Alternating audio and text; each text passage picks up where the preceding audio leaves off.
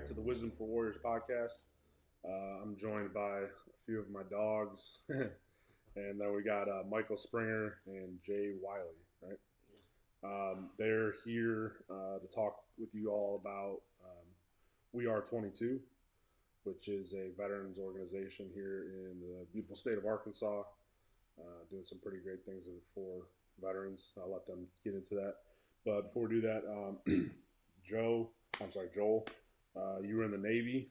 Yes, sir. Got in it when you were 17 years old. So you were on a submarine. Well, I was attached to a dry dock, but and I was attached to two different tenders, and I mean I had a top secret clearance, and I went on every boat that submarine squadron had at the time. You know that it was. I've seen and done a lot of things that the people my age that I went to school with didn't. They stayed here and didn't do nothing, and Oh yeah, they resent me for it. But like I said, the recruiter office was open to everybody. that's it. That's it. Yeah, we all. I used to run into people all the time, like, oh, I wish I could leave the state. I wish I could move out, from Michigan, and I think about moving out sometime. I'm like, then just do it. Oh no. Like, all right, whatever. You'll be here forever. So you were raised here in Levy, Arkansas. Levy, sorry, Arkansas. You have one daughter, and how long have you been part of We Are 22? Oh, since last June, but I knew Michael Brooks, the founder. I met him about 5-6 years ago at a BA Veterans Day ceremony, and he spoke, and I said, I need to talk to that man. Yeah. And just, I mean, his story it'd blow you plumb out of the water. Let him tell his story. Yeah. Michael probably tell it better than I can, but I was just floored, because he took a massive brain injury over there in Iraq, and one thing led to another. Just a great guy. Absolutely I amazing. look forward to meeting him as well. Is he local? Yeah, he lives in Mayflower. Oh, okay, cool. And then we have Michael, your husband, a father. You were 11 Bravo with the combat tour to Iraq. You're now actually the president of We Are 22. You also are lead peer for Called to Duty.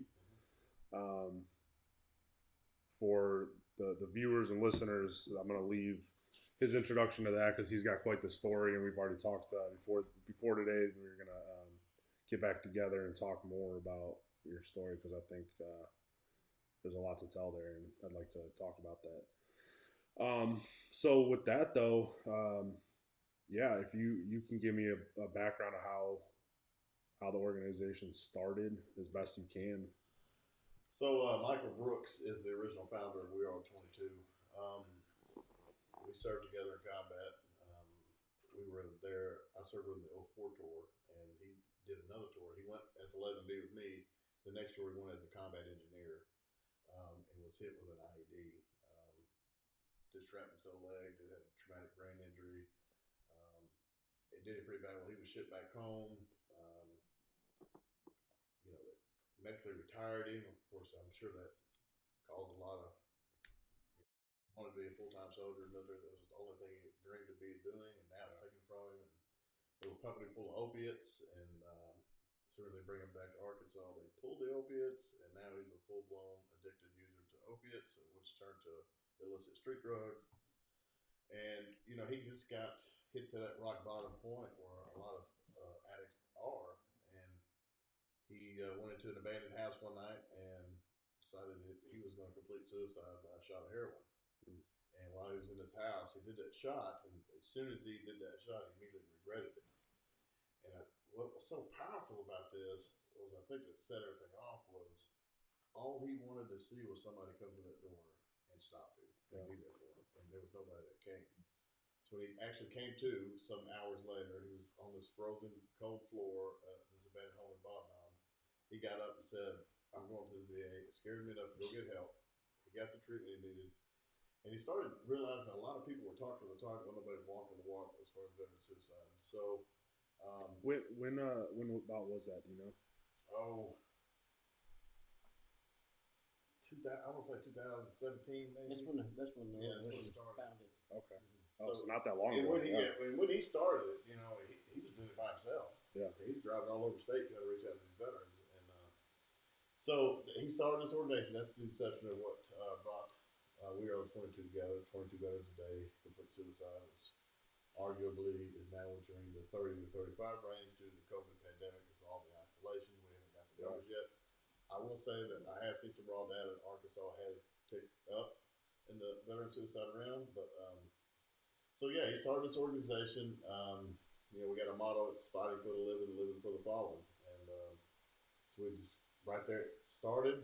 Some years later, I got involved. I think it was 2019, and a little bit of my background.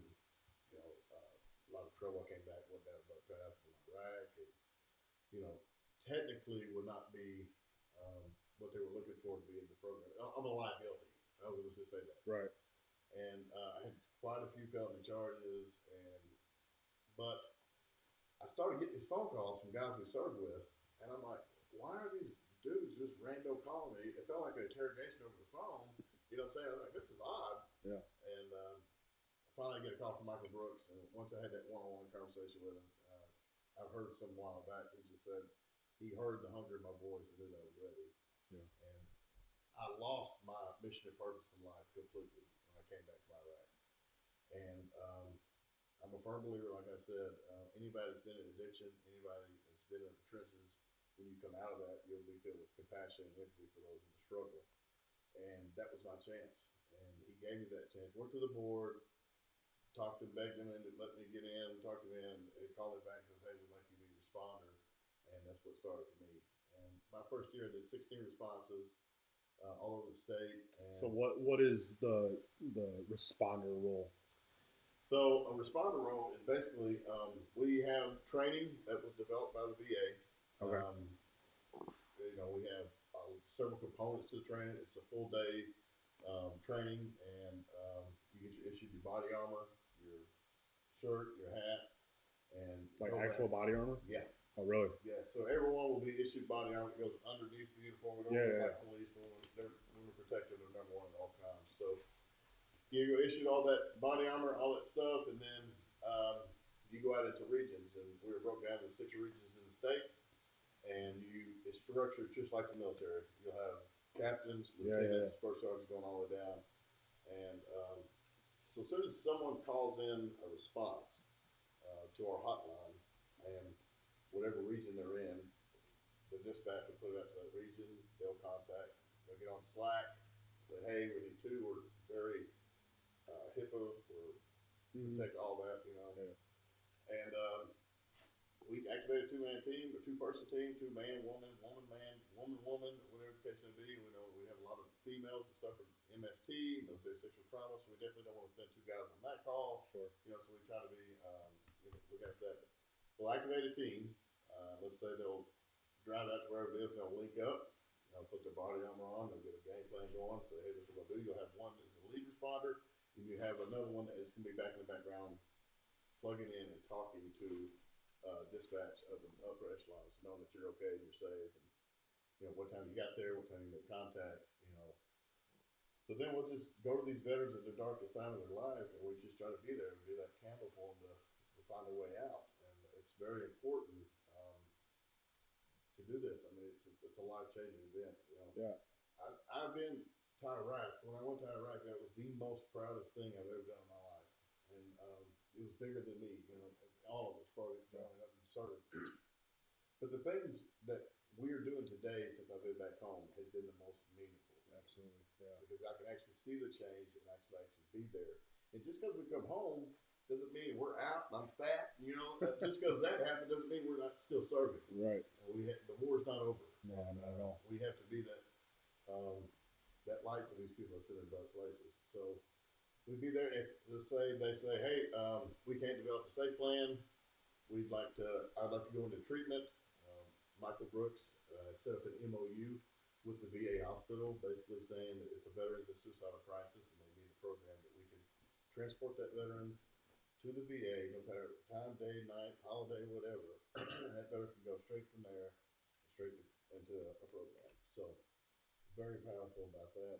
It's been a game changer. So that's kind of how the responder roles work out. So look, with the body armor, has that been a part of it since day one, or did something happen?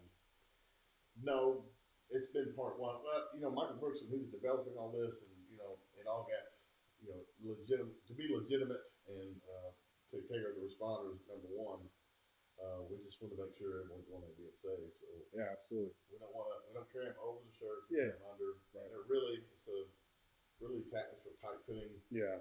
Body armor. I think I have one in my closet. Yeah, but you got about 4 or 5 of them. Yeah, probably. But yeah, man. Like I said, we're not the police. We're not going to do that. We just want to make sure all responders go out and be safe. And this is a volunteer organization. Yeah. Like, there's no one's getting paid for this.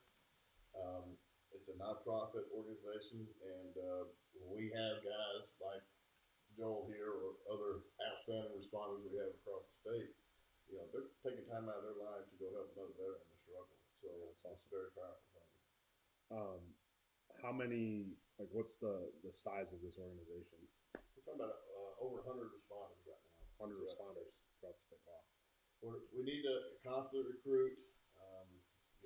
We need. There's a lot of desert areas in the state. Yeah, there's a lot of rural areas. Yeah, and we back hills and all that. Right. Yeah. And people from that area understand that. Like, if I'm from Little Rock, I'm going on a response somewhere up in, I don't know, way up there in the mountains somewhere. I ain't gonna know. I mean, they've been to houses that you literally had to get out of your vehicle and get on foot and walk to these people's houses. I believe it. You know what I'm saying? So people who live in those regions, we definitely want to recruit. What it requires is that you are a veteran, you have a DD 214, and you're ready to serve. And we usually go to the interview process and everything like that to kind of feel where you're at, and we'd love to get you involved. So that's awesome.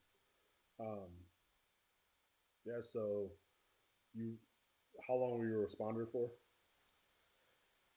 Since 2019, I was named president probably about 6 months ago, maybe. Oh, okay. Yeah. So Michael Brooks, he's been in it from the beginning. He's had a brain injury. He actually had to go have surgery on and had to go to Utah to get it done, and kind of affected his speech a little bit and everything like that. And he just got married, and he's about to say he's burnt out. He's like, hey man, I feel like you're in good hands. I need to step back. And so that's good. He asked me to be the president, which, like I said, I was barely asked. I had to beg to get in the program. And, like I said, I got that guy give me that chance. I didn't look back. And that's awesome, man. I'm really looking forward to diving in on some of that other stuff you're doing. But so you've been a responder, Joel, you said for about a year now? Since June the 1st of last year. Okay, so coming up. That's when I went through the training. And I don't regret a minute of it. Not one bit. Like Michael said during the training, he said, you're not getting paid to do this. You're going to come home, you're tired, you probably won't be able to go to sleep, but you know that you've made a difference in somebody's life. Yeah. And that was just as I'm in. I'm all in 100%, and I haven't looked back, not one bit, I haven't regretted not one thing. And everybody I've met so far within the organization is just great. I mean, I've never heard nobody talk down about nobody, or and a lot of anytime you get into any kind of group, you've got your cliques. You got your certain ones but I haven't seen that with this organization. Everybody's like, we're on a level playing field, and everybody, we're non-political. We're no matter what branch you're in, we're brothers and sisters. No matter what branch. No matter what. We give in the range we may joke with them, but at the end of the day, I have his back. He'll have my back. And that's what it's all about. So, I mean, the Air Force guy, I know. You got it. It's funny. I got a new buddy. He was a Raven for the Air Force, and when he first told me, I'm like, that's made up. That's not a real thing. I had no idea what Ravens were. Did you have a unicorn platoon or something? Yeah, it was like that's made up. And then it was funny because he showed me some pictures of him and with former Vice President Mike Pence on the plane and I was like that's fake. And I took him out and put me in there. I'm like, I got the same photo. How do I know it's real? But all the military guys, they know we just kind of give each other crap, but at the end of the day, we have each other's back. I know. So I've had my experience, different experiences with stuff like this, having worked at the VA, like you see how the processes were just failing us. Um, I was, a VA police officer up in Michigan, and I remember one of the things that frustrated me the most is social workers would get a phone call, "Hey, we need you to have a welfare check done on this veteran," and there would be times where these social workers weren't reaching out to us until hours after the fact, Wow. and I'm like, you realize that I have to call the local police. Like I can't just go from Detroit to wherever, Right. like to do it. I'm like, if I'm like, and I said it a couple times, like if this veteran's dead, it's on your hands, Right. because you could have just picked up the phone like you just did me and called that local police station and had him there. And like that was one of my biggest frustrations. And then it's awesome what you guys are doing too, because even with those welfare checks, we had a buddy.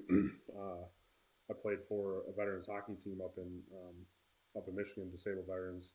There's a few of them across the country, and there was a guy that said something on Facebook, and a few of the guys got together. They called to have a welfare check done, and no fault to the responding officers, but they're not trained to see, or like if you're having a busy day as a cop, and I do come do a welfare check, hey man, you good? Yeah, no, I'm good. Oh, and that's what happened, and he took his life that night. And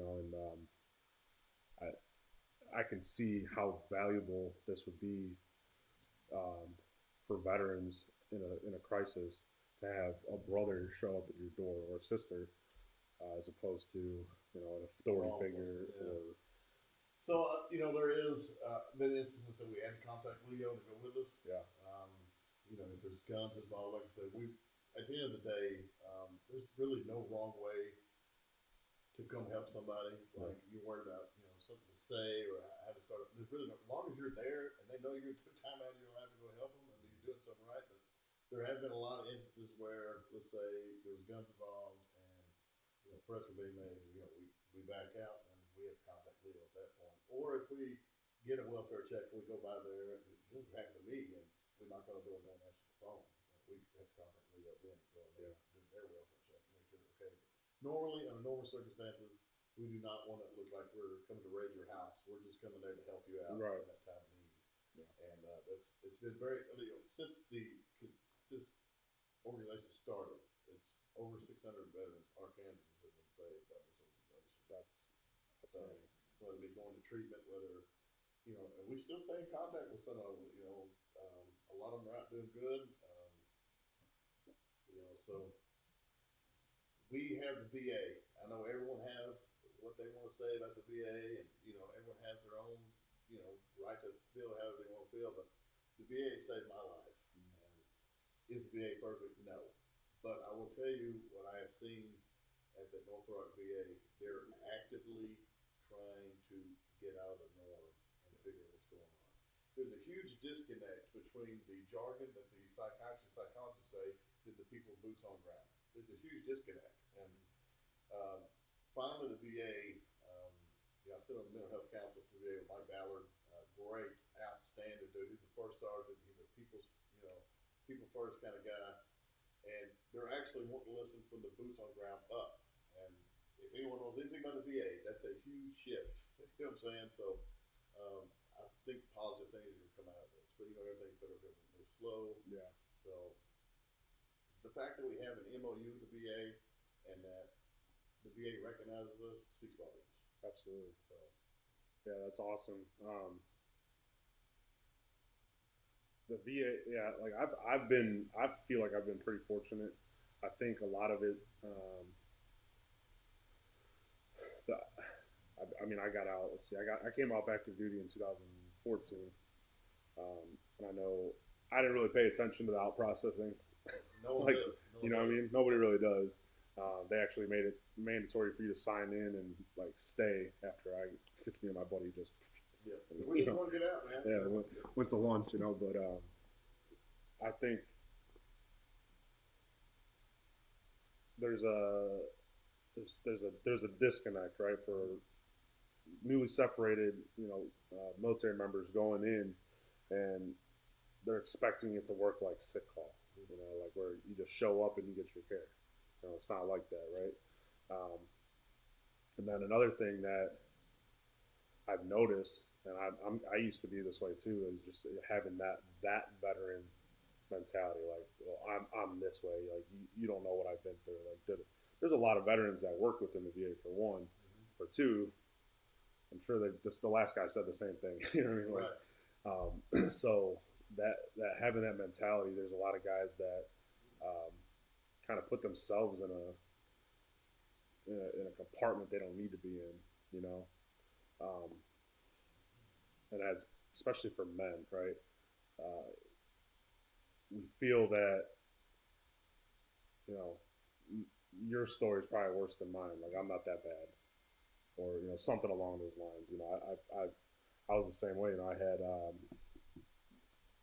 when I first went to the VA, I was like, oh, I'm gonna get tinnitus. I've got buddies with metal inside their body that wasn't there. Yeah. Before we went, when we got out of basic training and stuff, and when she was going through my medical records, I'm like, dang, I forgot about most of that stuff. But your story is just as important. Like if you're struggling, your story is just as important as mine. If I'm struggling, I say it all the time. And I'll tell you another common thing we hear a lot is a lot of these veterans out here don't believe they're actually veterans or don't want to be called a veteran because they didn't see combat. And that's the furthest thing from the truth. You know what I'm saying? So if you raised your right hand and you swore to protect our enemies, foreign and domestic, and you signed that blank check, you're a veteran in my eyes. I don't care. I'm glad you didn't go to combat. You know what I'm saying? So trauma's trauma. What's trauma for me may not be trauma for you, but I cannot say, hey, that trauma's not legit to you. I tell people all the time, if you were third grade and you tried to get a piece of candy, your mama spanked you in the line, and that traumatized you, well, then that's your trauma. And I have to respect that. You know what I'm saying? So, but, yeah, it's definitely, the VA, the PTSD program is great. Yeah, I have a long story on that, but we'll talk about that on part two, I guess. Yeah. Yeah, it's funny. Like I was telling you earlier, I'm like, I know I've seen this symbol somewhere, and it's I from the name of it, we are the 22. Obviously, I knew what it was about just by that number, and yeah, it's kind of crazy how this is all come about. But I'm so happy that what you guys are doing. It's amazing. Yeah, it's definitely a game changer in the state of Arkansas. Our goal is to pretty much words veteran and suicide are no longer the same sentence. I'll tell you, like call to duty. I'll just kind of put things in perspective. We are a suicide intervention team for the state. And, Call to duty is? Yeah, no, we are 22. Okay. So call to duty, we're partners. We've partnered up. So, and the way what that looks like is evidence based. I'll give you just a random example. Is we had a police officer out of Sheridan who, I mean, it sounds like a country song here, but got drunk, got DWI, lost his wife, lost his job. And of course, he went deep into alcohol. So it was the ex-wife was concerned for him. And that's how most of our calls come in. It's either we've had VSOs call in, they were concerned about a veteran they were dealing with, or ex-wives, or wives, or kids, or whatever. And she said she was worried about this vet. Well, we activated a two-man team. We went out there and they talked to him. They talked about that crisis. And, he was drunk. So that's a challenge in itself. Trying to develop a safety plan. They got guns. We got it worked out where the family would come get the guns. Somebody else would. And the next day, he met Call of Duty at the VA, which was me, and I was able to get him into a program. So, Lot 22 is intervention. Call of Duty is prevention. And the goal is to catch it on the prevention side before it gets to the intervention side. Okay. And so we're kind of working in tandem with that. And it's been very strong. You have that moment, you're suicidal or have ideations, and whether it be substance related, or just having a hard time. But we want to plug you in and get you back on your feet because we want to see you succeed. Your quality of life, we want to see that, flourish. You know what I mean? So.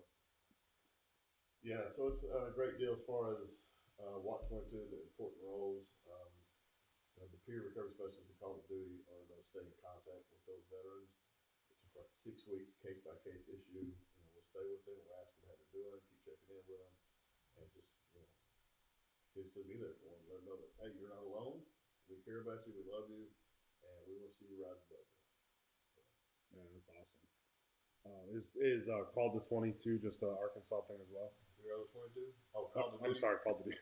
Yes, as of right now, but it's been looked at as a pilot to go.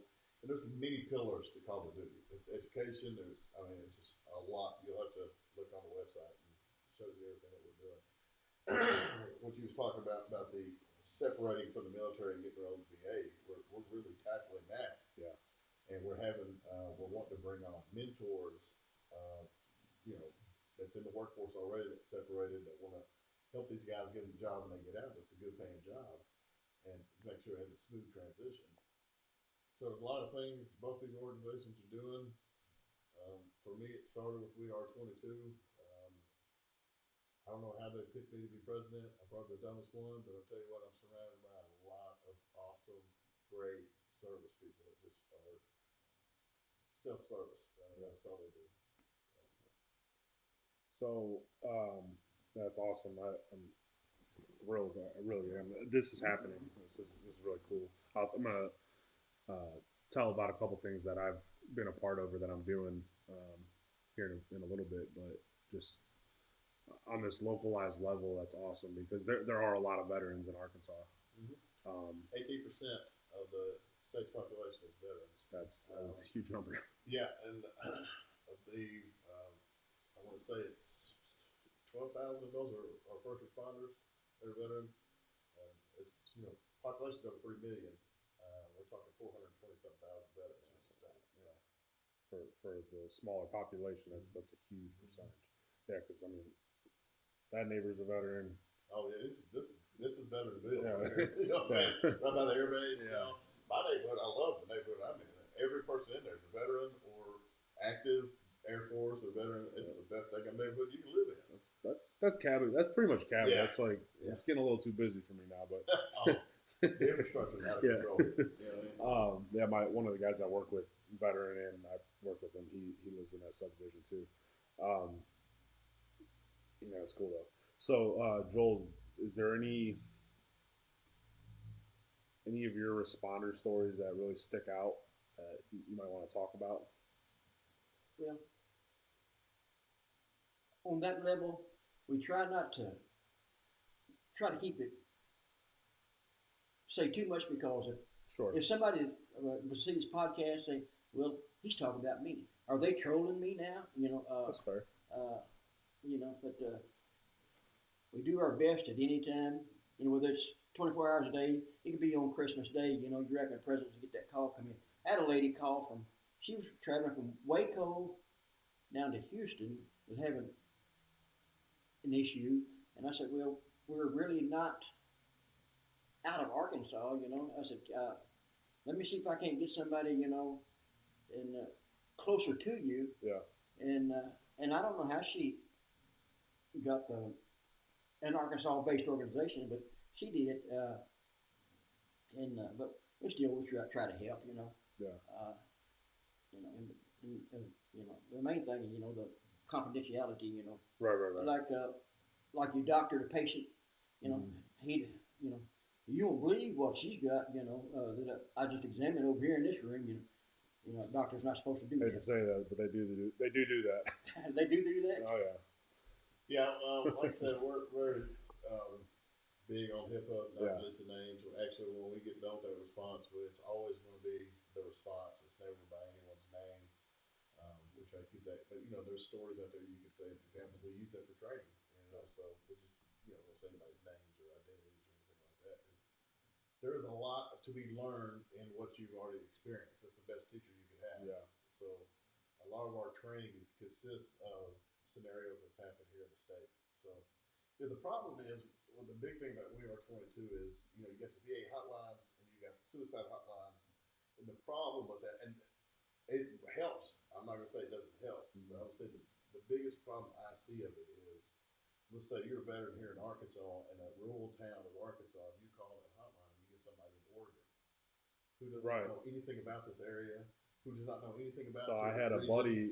That reminds me. This was not too long ago. He said something on Facebook, and then as soon as he said it, like a bunch of us jumped on. But he's like, it's pretty bad when you call one of those hotlines and you get somebody that you can barely understand what they're saying. Yeah.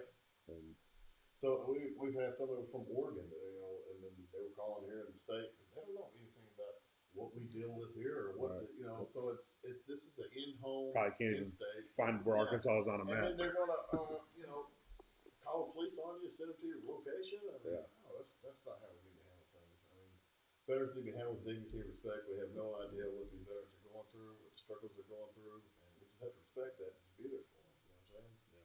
A lot of these people come back, and we miss that camaraderie. We miss the, I say the best thing about the military, and I've been through some pretty sucky conditions being an infantryman. That was your choice, right? Yeah, absolutely. Hardcore, you know what I'm saying? I mean, it doesn't rain in the infantry, it rains on the infantry. Yeah. But I've been in some super cold, super hot, just crazy conditions. But I never felt, for me anyway, was able to get into victim mindset, because we were all there struggling together. Right. We're all one team. That's forms that bond. Yeah. When you get out, you go home, and people don't understand that. Yeah. I got just not too long ago got a picture of some of the guys I served in combat with, my commanding officer. This has been 20 years since I've seen some of these guys, and we just picked right up where we left off. You know what I'm saying? I wish everyone could feel that sense of family, being with somebody that you served in combat with, because you can't be bought, can't be taught, can't be duplicated. You know what I'm saying? So. Yeah, it's funny. So I'm from Michigan originally, and I was at. I can tell by the accent. Yeah. I was at the neighborhood marketplace over here. It's probably 2 years ago now, and I was in the 101st, in the 506. Okay. So Kurt and I was walking around and I see my unit insignia, the 506 insignia on the back of this dude's calf. So I said, Curry, and he said, stands alone. That's you say back, and I was like, hey, what unit are you in? And he's like, oh, blah blah blah. I was like, okay. And then, I'm very ADD, and like I tell my wife, it's like I'm on a railroad track. Like if I'm focused on something, I'm on a railroad track, and if you come and hit me with like a semi, it's still gonna take me a minute to like to derail and like get change track. So I walk away, and I'm like, man, I should have talked to him more, because that unit disbanded back in shortly after, like a couple years after I left. And so I was like, man, I should have talked to him more. And then come around another aisle, and I ran into him again. So I was talking to him some more, and I was like, yeah, when were you there? We were there similar years, and I was like, man, what unit? And he told me. I was like, okay, I was in 4th Brigade. He's like, oh yeah. He's like, I've got a fister from 4th Brigade. Fister, for those that don't know, is a forward observer. So they're the ones that can call in long distance. The long distance ordnance. And so I was like, oh, that's crazy. He's like, yeah, his name is Dyer. I'm like, that was my fister. Yeah. He's like, yeah, he lives with me here in cabin. I'm like, what? Like, what a small world. So yeah, essentially they both were going through something. They were back, living near Campbell, and they're like, well, let's just move somewhere new. And they ended up in Cabot, Arkansas. Wow. So it was pretty cool running into him. Those are God interventions, man. Yeah. 100%. Yeah. So that was really cool. Small world. So how many calls? I could probably answer this one. How many calls do you think you've been on since you've been doing Actual responses? Yeah. 3. Only 3. On dispatch, I couldn't tell you, how many calls has come in. So what? Explain the dispatch role. I haven't asked that one. What's when you call in, and we'll ask you, are you drinking? Try to get your last 4, because if you go to VA, and if we've got your last 4, and say we got so and so coming in, his last 4 is this, and they've already, he's in the system, he's good to go. And a lot of times with VA, we've got that I can't say that word. We got a good reputation with them, Rapport. and rapport is what I was trying to say. And that's like we come on in, and me and Clint, we had an individual, and we skipped the metal detectors and went straight back, and an individual, they sit him down in triage, and Straight. I mean, it's a beautiful thing, easy, smooth action. And when it first started, you would sit, these responders would be sitting in that lobby for hours to be seen. And now it's got to a point where if there's walk in there, you take it straight in there. Once you're wearing your uniform, they'll know exactly why you're there. You go in, you take them to the back, and you just put them in the triage room, and they go straight from there to a program. So it's really really great. That's awesome. Yeah, he's awesome on that. So, for responders, are they kind of on call all the time? Yes. Okay. yeah. So the dispatcher, let me just clarify a little bit on that. So we usually have 2 or 3 dispatchers, and they rotate on rotations. And there may be some responses where a responder may make phone contact and just talk to them through a phone. You know what I'm saying? But the dispatch is just kind of like in your line of work. They're going to try as much information as they can, and when it gets put out in the channel, when they develop a team, we got their own Slack channel. We're going to have that on. It's going to be just upper echelon responders in it, and dispatch is going to tell us all the information we need to know, where we're going at, and so we kind of get an idea what we're walking into before we get there. And so they're a very crucial role. And, got to verifying when he was to his point. We've had some instances where, unfortunately, this is a National Guard state. And so there's a lot of veterans here that know. A lot of people don't know you can do 20 years of National Guard still not be eligible for VA benefits. Right. Which I think is a scam, personally. But it's always good to get that last 4. What happens? So, or say we're on response and you're the response. I'm gonna be the one engaging, and it could be either or. I may not make a connection with you. That's fine. Right. Yeah. Maybe you Yeah, respond better to him. Yeah. So, but whoever's not doing the talking with that response, they're literally on the phone updating the upper echelon, letting them know what's going on. And at that time they say, "Hey, we need transport," then they're gonna be calling that VA, getting it ready, and confirming everything before we get there. So it's kind of a clean, warm handoff. That's transition. awesome. Yeah, no, it's really good. We've had some instances where, we've had somebody from Fayetteville come down, and I've had to do this myself. I had to go all up to Clinton to meet a guy and do a warm handoff with me, and then I took him the rest of the way to the VA, and they get down there, and he's not even better. You know what I'm saying? And I was like, "Bro, what is going on?" So, of course, I'm not going to leave him there, so I took him over across the street to UAMS and got him plugged in there. We've had some that said they were special forces, and a lot of situations. It just comes with the game. You really understand it, but you can usually talk to someone pretty quick and realize where they're at. You know what I mean? Right. So, but we haven't had a lot of people abusing it. But we want to help everybody as we can. But we're a strictly veteran organization, and that's who we work with. That's what we're here for. So is there like a radius for the responders? Like, oh man. So this is Region 2. okay. And it could go from here all the way up to top of the state.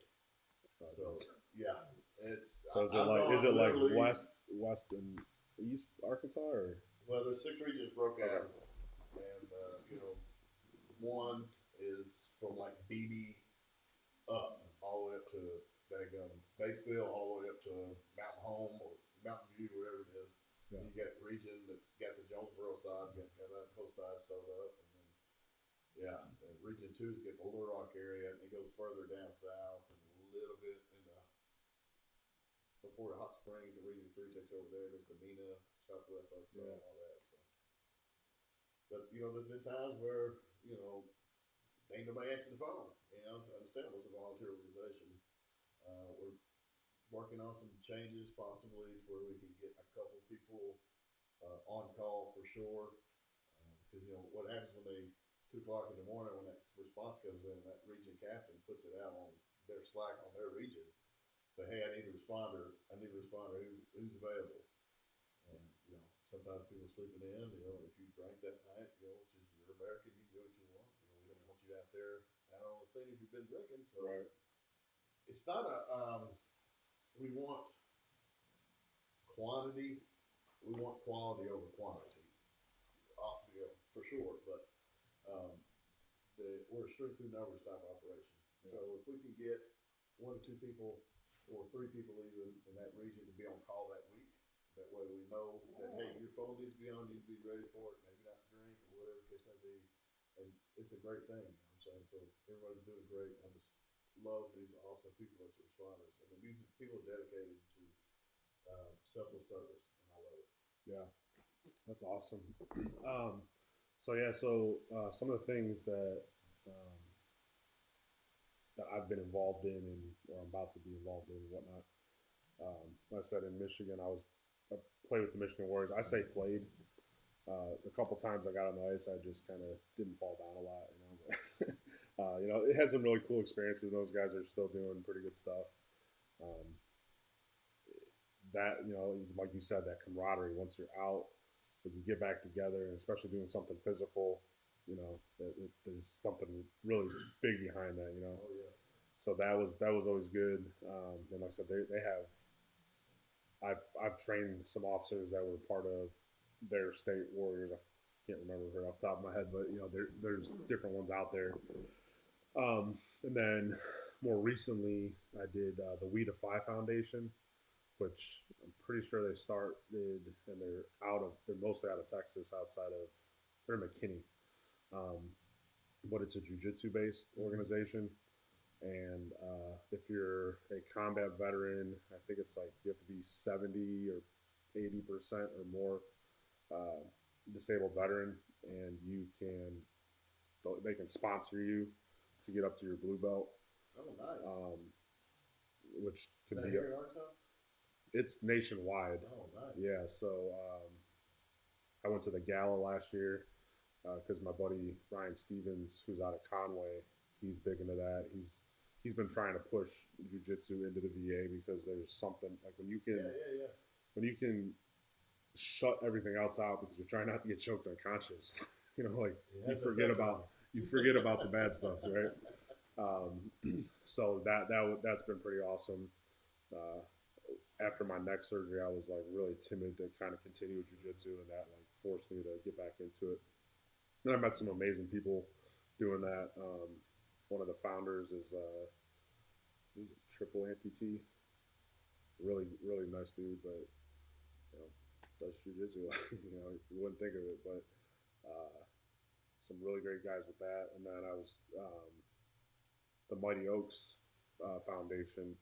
I thought I had a pamphlet I was going to give you, but I don't. But that program is awesome too. I was telling you about that earlier, but I'm scheduled to go to that in May. And it's like a 5-day faith-based thing. Cool story with that. One of my other episodes, with my buddy Laffy. Like I had already known about the program, and then his wife, my buddy's wife, posted something, and I'm like, oh, I know exactly what that is. And he got baptized and stuff like while he was there. He like wasn't a believer before, and got baptized. Nice. So Chad Robichaux and the Mighty Oaks Foundation is really pushing to get faith-based stuff pushed into the VA and stuff with recovery as well. And one of their big things is not calling it PTSD, so taking the disorder out of it. Yeah. Yeah, so I know that's one of the big pushes, and I've been trying to like catch myself from saying that, try and help that catch on. That language, yeah. Yeah. Language on that. Hey, once you hear it's a disorder, in your mind, some people say that I'll never get better. This is how I'm going to be for the rest of my life, and it's just not true. But it's also sounds negative too. Yeah. You got a disorder. Yeah. I mean, no, I don't want to be told I have a disorder. You know what I'm saying? So. Yeah, there's a lot of language changes that's going on in the suicide realm. There used to be a lot of people. You know what I'm saying? Here, there used to be a lot of people saying like commit suicide, and that language is definitely changing to complete suicide. Yeah. The reason why they say that is because it sounds like you committed to sin, and for the survivors of the families of that, when you say, "Hey, he committed suicide," that's kind of a negative. If they didn't commit it, they just completed. You know what I'm saying? And so there's a lot of language that's been changed. changed that, and many different facets of the recovery communities. All these have been changing a lot of things, lanes, and it's kind of hard to keep it up with it. But um, but the VA, I think, would be awesome if they offered multiple pathways of recovery, of helping people, faith based, in whatever case, it's not one size fits all. Absolutely. What works for you may not work for Absolutely. you. And so I think if we were to better offer more multiple pathways and things, and then, hey, God bless it. If you find it in that, then go get it. You know what I'm saying? So it's just not a forcing everyone to put a square peg in a round hole doesn't work. Yeah. It works for the Marines. No, but I mean, and that's the thing, right? Like, some medicine works for some people. Some guys that they refuse, they don't want to. Lots of different reasons. Yeah. Jiu-jitsu. Like a lot of guys I work with are veterans, and we all do jiu-jitsu, and it's good for us. Just a way to beat each other up. And Yeah, I've actually been tempted to do that. I got a lot of friends who say, "Hey, let's get involved with this." I got a good friend of mine named Buddha, and he's making. I was like, "Man, I'm just too fat to get out there and do stuff like that nowadays." The Army teaches Brazilian Jiu-Jitsu, and it was one thing I actually enjoyed. Yeah. But I can actually, if I sit down and really think about it, the calming effects and everything that can come from that, trauma-wise, I mean, healing things, camaraderie you build up with the people you're going up against, and hey, stay in shape, and China comes to take over, you're ready to go with your bare hands, I guess, Yeah. Yeah. Yeah. You should. What the hell? Talk about it. Maybe we can get you on the mats. Come check it out. You got some. I'm not so thick. Yeah. Yeah. Fat boy. Um, I don't yeah. bend like a pretzel no more. What's that? I don't bend like a pretzel no more. Yeah. Neither do I. Yeah. A lot of the guys are veterans that do it though. It's good. So, if somebody wanted to volunteer or become a part of We Are the 22, how would they go about that? Let's go to wearethe22.org, and there will be a apply. Hit that link, and there's an application process. You fill it out, and then somebody will be contacting you. Okay. And then, once you provide your DD 2 and stuff like that, then we'll have an interview process, and then we'll get you on the next training. And so, like I said, that we are a nonprofit. Everything is run by donations. We either sell a lot of merch, or we go to a lot of festivals. We mainly, for two reasons, is to raise money for the organization and to get our name out there. Yeah. And there's still a lot of people here that don't know anything about We Are 22. Yeah. And our goal is to get that out, let them know this is a resource for you available. Not only that, the good thing about our region captains, let's say if I go on a response and I'm there in someone's house and I'm seeing, their dogs ain't got food, they ain't got food in the house, the lights are shut off. These are all things that contribute to suicide and ideation. Oh, for sure. And so if I could see that in each one of our responders, will have a book of resources for their area, food banks, whatever, help light bills, VFW paying something, whatever the case may be. That's awesome. So we want to help. Anything we can do to help you get back on your feet without hurting your pride, without doing anything. We're not there to judge or anything like that at all. Yeah. We're just, as a man, if I'm trying to provide for my family, I can't do that. And I'm dealing with a lot of trauma. Well, a lot of bad things could happen out of that. We want to try to help out as best as we can. Absolutely. And then call to duty, is that how could be calltoduty.com. It's called with a number 2, duty, all one word.com. Okay. And it breaks down all the things we're doing. We're doing the veteran population. We have zero data. This is crazy in 2025 we're having this, but we have zero data on how the veteran population has been affected by the opioid crisis. We know they're affected, right? Yeah, the VA used to be the biggest drug like you dealer said, opioids, right? So we know they're affected, but if you have an overdose and a police officer comes over to file a report, it does not say anywhere on there, are you a veteran? Have you ever served or nothing? So we can start putting these people in the box, getting down on this. We have none of that. So just Sheriff John Staley here in Lonoke County is going to be the president of the Sheriff's Association the later half of this year. And we're hoping to get some language changed on that so we can really start getting some data off this. So what we're doing is we teamed up with the drug director's office, and we teamed up with counter drug with the National Guard, and um, we are operation saturation. We've been given 10,000 kits of Narcan or naloxone, which is sitting in my office right now. My wife is mad because I'm ready to get it out, but it's just motivation for me to get out there and do these trainings. And we'll go to any community. Um, we SMV, Service Members, Veterans, and Families. We're there for those family members of the veterans or anybody like that that's in their community. As long as there's a couple vets there, I can do anybody at church or anything like that. We're just trying to saturate these streets with Narcan, life-saving drugs. So Yeah. Um, yeah. So I'll link all that in the description. So if anybody's interested in helping or donating, I'm assuming they can do all that on there as we're well. looking for responders. If someone wants to give back and would like to be a responder, or at least look into it, we'd love to have you. And donations, like I said, we're a nonprofit. If anybody would give donations for us, the body armor it costs about close to almost $9,000 to see that one responder. Wow. So I mean, the body armor is they cost a lot. And you Yeah. got CLS bags, you got Narcan trains, you got uniforms, and so it costs a lot. So the responders have a first aid Yes. training as well. Wow. Yes, tourniquets. And we do all this training. So each month, each region does a region training. Yeah. And they in those region trainings they're doing scenarios. Oh, that's awesome. So we're trying to stay as sharp as possible. Yeah, that's good. That's really good. That's cool. I don't know in what way, but I think it'd be cool to be able to help out with some of that stuff, whether training sites or whatnot. I've got a bunch of people that do a lot of different things. I already my wheels are spinning already about how to get the name out there more. Yeah. I think we could do it pretty quick because it is important. I've lost a few buddies at their own hand, and it's never easy. Right. It's avoidable. That you're not alone.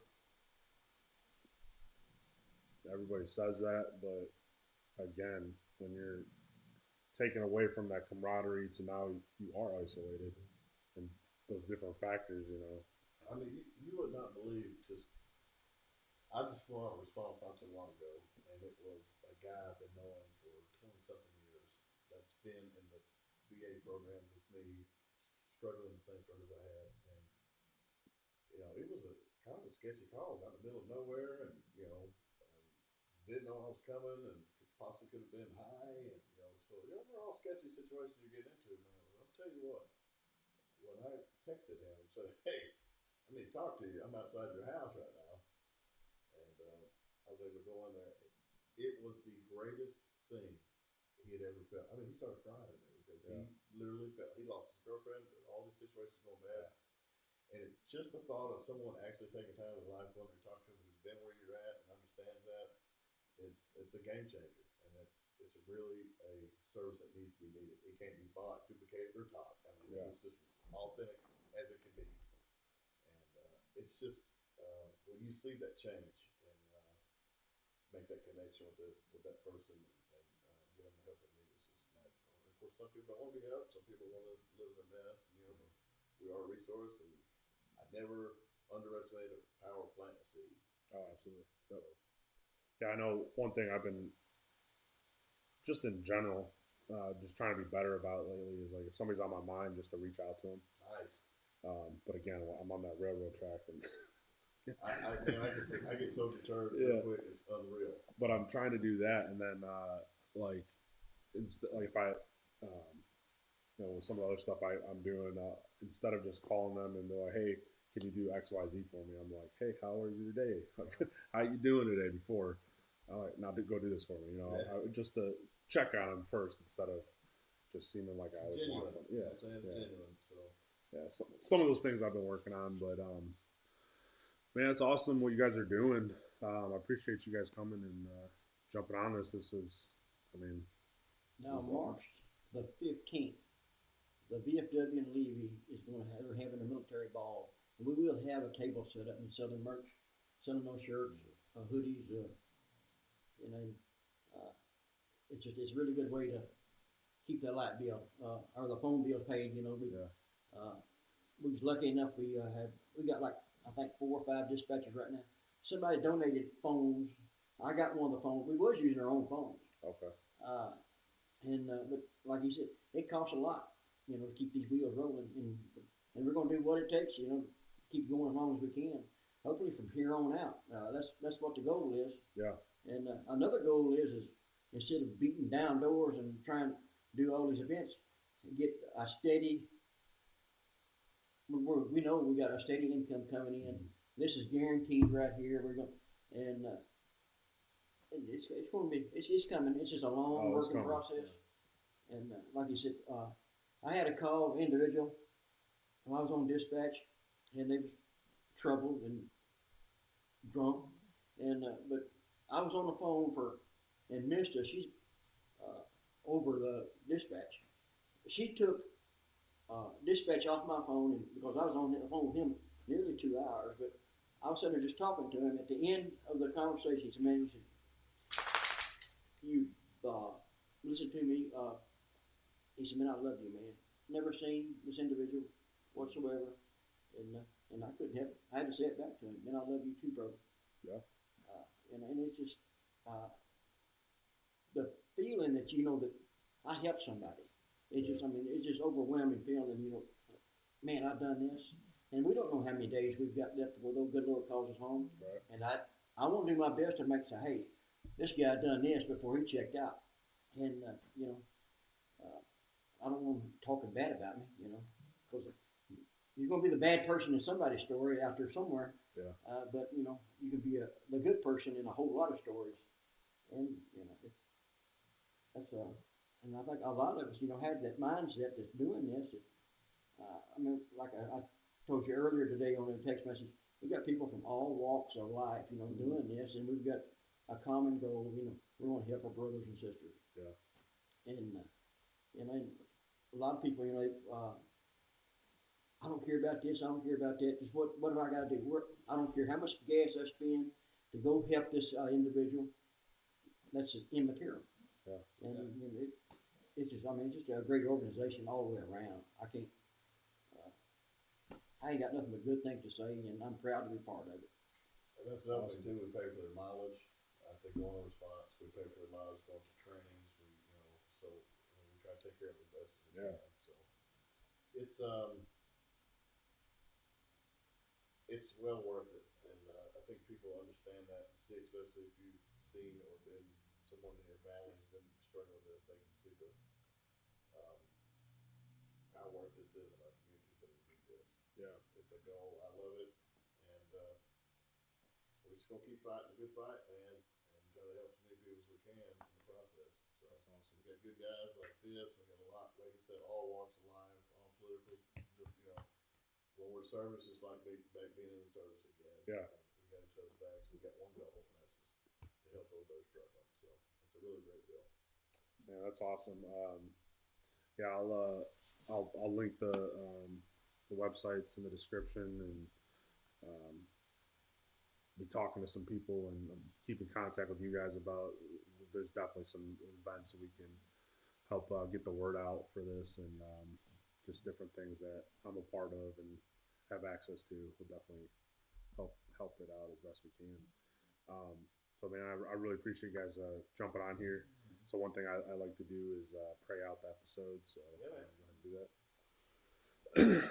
Dear Heavenly Father, just want to thank you for allowing this meeting to happen. This gathering together with some like-minded men that not only serve this nation, but are also serving you and trying to serve others.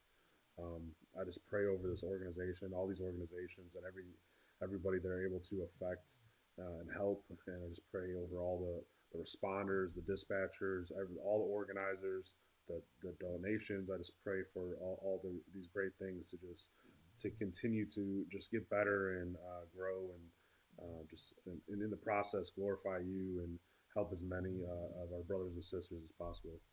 In Jesus' name we pray. Amen. Amen. Thank you for the opportunity. We'll be talking again. Sorry about the